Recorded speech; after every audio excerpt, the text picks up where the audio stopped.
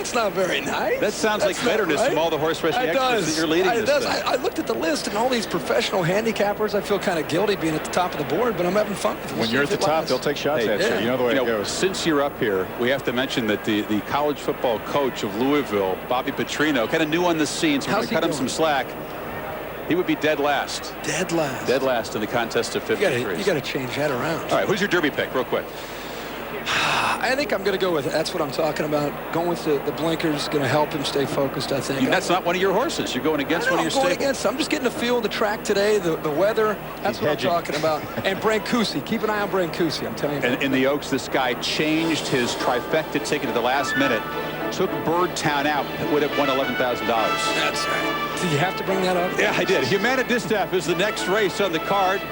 7 furlongs. You want to give it one here? Olders, fillies, and give it a like. I like Sightseek with the speed here. 7 furlongs. I'm going purely with speed, and that's Sightseek. Well, Gold Mover finished first last year, was disqualified, bumped in the stretch. Now gets Prado to ride. Sightseek, yet another Juddmonte Farm, Bobby Frankel, Jerry Bailey combination. We've already seen Frankel in the winner's circle twice today. And there she is. There is Sightseek. Are you kidding me? If the Juddmonte Frankel Bailey connections collected another big prize, I'm telling you, the Empire Maker Stars alignment theory would really pick up steam. Well, you know, but there was that day when Pat Day in 1989 was on Easy Goer. He won the pick 6 that day. He rode all 6 winners at Churchill Downs. Easy Goer came up in the Derby. He got beat. So sometimes the karma doesn't work out. Sightseek, you got to lever consistency. 8 starts, 4 firsts, 4 seconds. Who you got your eye on, Hank? I like Sightseek, but the horse I'm looking for is one to come off the pace. Slew's Final Answer, and he's a long shot at 8 or 9 to 1. So nobody's looking at Gold Mover, trying to atone for her disqualification a year ago. Still seeking, by the way, the first Grade 1 win. Gold Mover is a mare that she's versatile. She can make the lead as she did in her last start at Gulfstream Park when the pace was pretty quick, or if they run away from her early, she can sit back off the pace. She's pretty adept at doing either. And those silks are very familiar. Ned Evans, the son of Thomas Mellon Evans, the famous Wall Streeter and also horse breeder, the Kentucky Derby winner, Pleasant Colony. There is Gold Mover's last start, March 16th. Edgar Prado on her that day as well as today. She's down on the inside.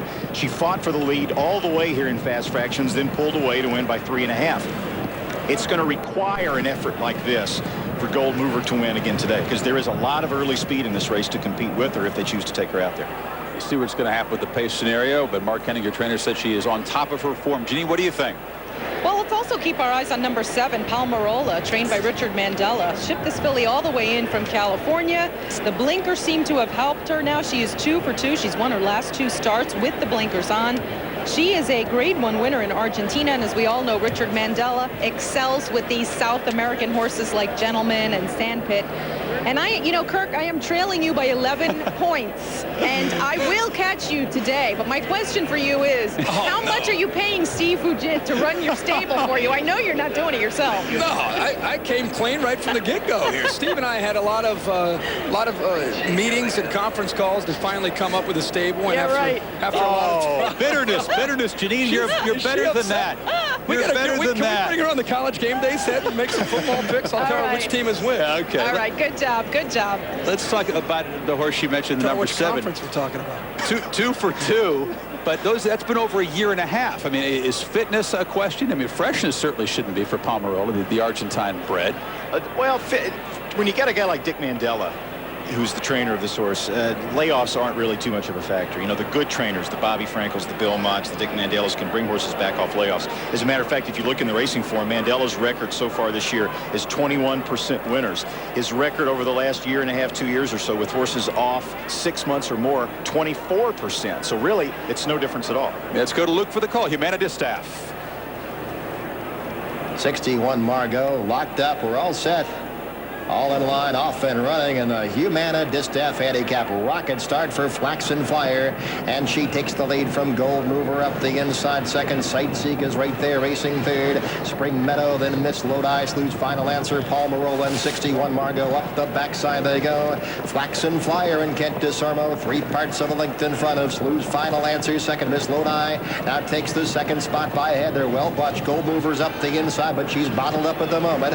Sightseek right to her outside. inside flank now. And they're followed by 61 Margot. Palmarola second last, just 4 lengths off the pace and neck in front of Spring Meadow. At the back of the pack, the quarter, 22 and 2 round the turn. Flaxen Flyer, easy fractions up front, 3 parts of a length in front. Tackled by Miss Lodi and her outside. Slew's final answer. Gold Movers waiting for a seam and nudged along by Prado now. And passed by Sightseek, who takes the 4th spot. 2 farther back to 61 Margot, then Spring Meadow, and 2 more to Palmarola at the back of the pack to the top of the lane. Half in 45 and 2, and they sprint for home. Miss Lodi with a neck in front. Sightseek is splitting fillies and bulling her way through now. Here comes Sightseek and Jerry Bailey through with a powerful rush to take the lead past the 8th pole.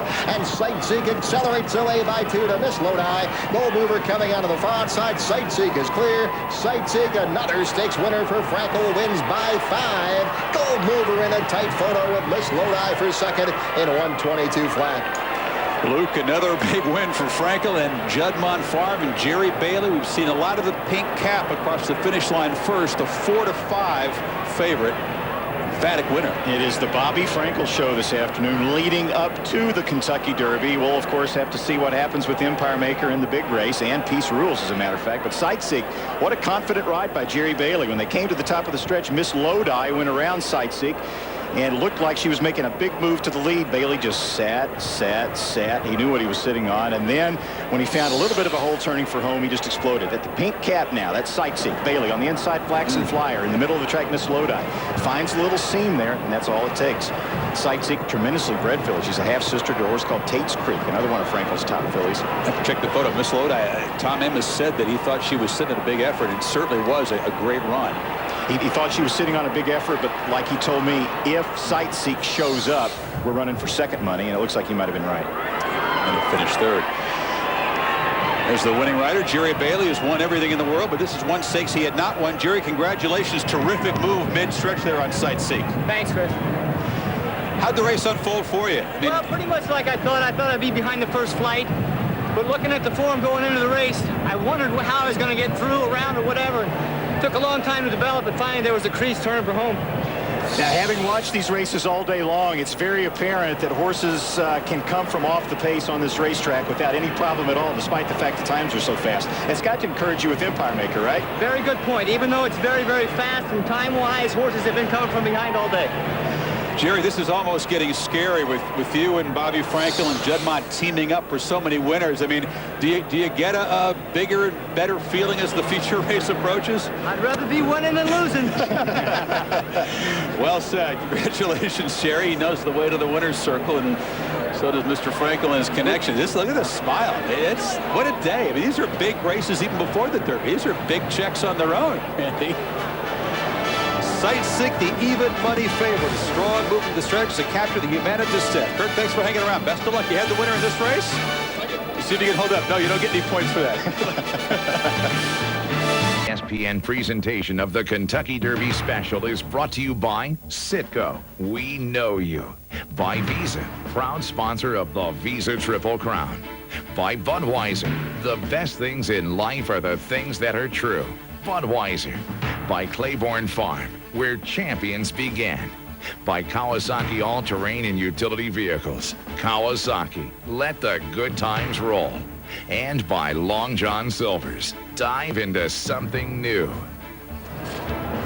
A big score in the already impressive career of Sightseek, the Bobby Frankel trained horse. 3 seconds by less than a length to go along with those 4 wins and 8 starts. And let's take a look now at the blimp, and you'll see if you go back to the green silks with the pink cap, number 2, the white saddle tail, that would be Sightseek, the horse in front, Flaxen Flyer.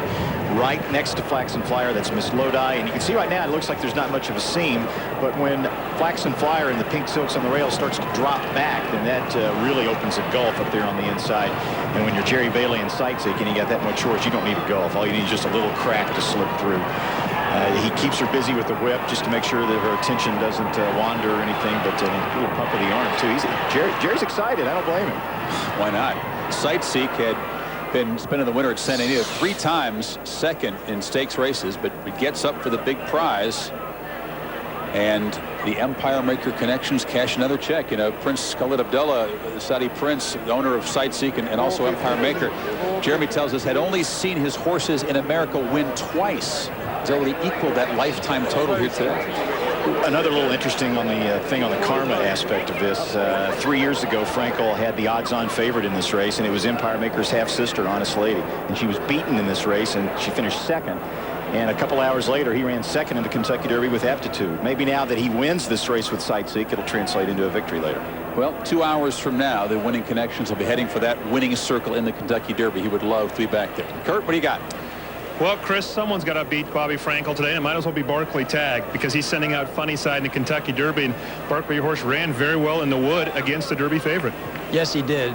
We were very pleased with the race. He showed a lot of poise. He settled in behind another horse for a while, and he kept finishing strong. So we were pleased with that performance, but it did make us come here. Is there room for improvement? Do you think you've seen his best race yet? I hope not. I think there's plenty of room for improvement. I really do. And I think he was improving each race this year.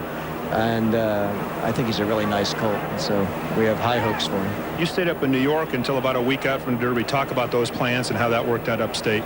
Well, we had taken him to New York from Florida. He'd had a long trip up, and was there a couple of weeks before the Wood.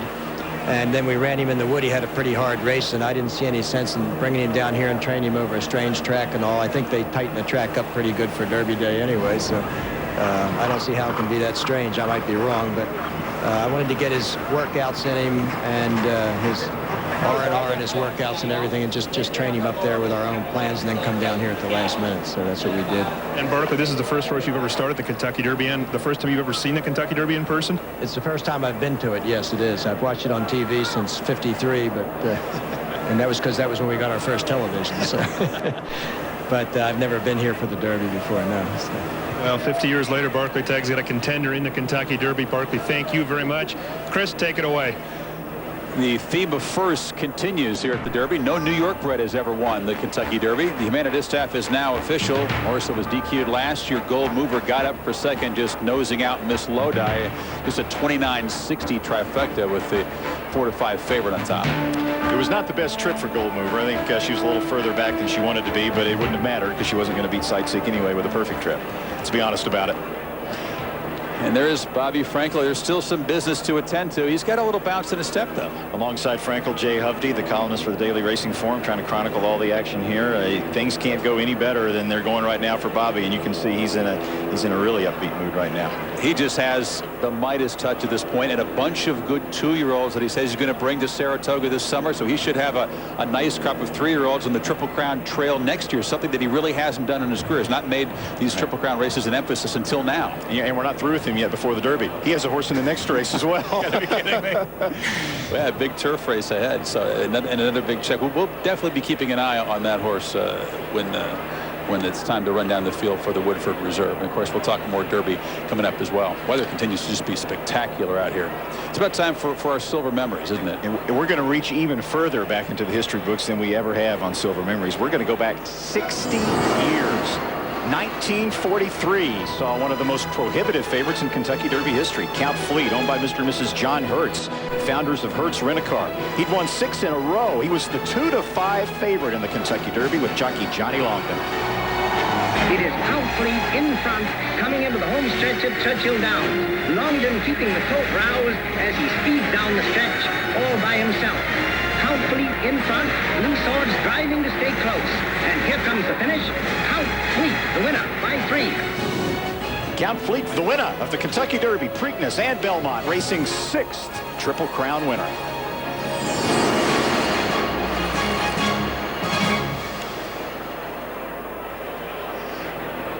We'll talk more Derby, and we'll see if we have a future Triple Crown winner in the field today. Plus, again, we'll have the Woodford Reserve Turf Race coming back. There is the rider of the day and the year and the decade. This presentation of the National Thoroughbred Racing Association continues on ESPN.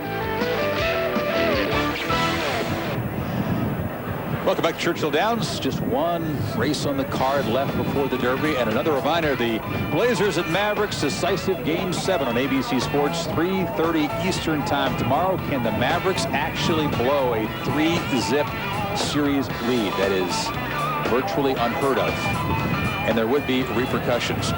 Now, last year, as we continue to kind of talk about the experience factor here at the Derby, last year there were only 2 trainers entered in the Derby who had won previously, Baffert and Lucas.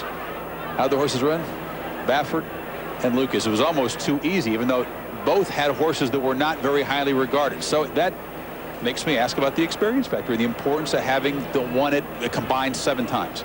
Well, Wayne is a very strong proponent of the experience factor when a trainer comes to Kentucky. He's mentioned it over and over and over, and now Baffert is beginning to talk the same way. And you can see, I mean, they are clearly the 2 preeminent Kentucky Derby trainers of the last 20 years or so. There's Lucas with his 395 Thunder Gulch, 96 Grindstone, 99 Charismatic. He also won, remember, in 1988 with Winning Colors, so he has 4 Derbies in all. But this is just the last 8 years. Baffert has won 3 as well. And Baffert had, of course, the very close call in 1996, actually 3 of the last 6. So, you know, they have a vested interest in saying that experience counts. They want everybody in the racing world to think that you can't win a Derby unless you've been here a bunch of years, so they continue to get the best horses. The intimidation factor, too. Yeah, I mean, it didn't hurt Neil Drysdale, who obviously came here with Fusici. If you have the best horse, it isn't a disqualifier. If you're a trainer like a Neil Drysdale or a Bobby Frankel, who has never won the Derby before but has been in so many big races and has had so much Hall of Fame experience that nothing's going to rally you, then I really don't think that applies. But if you're a young guy just getting started, coming to the Kentucky Derby for the first time, all the hoopla, all the famous trainers where you can get intimidated and second guess yourself, that's where it really comes into play. Of course, all the trainers envious of the experience those guys have had getting to the winner's circle. Here's Wayne Lucas on what that experience is like.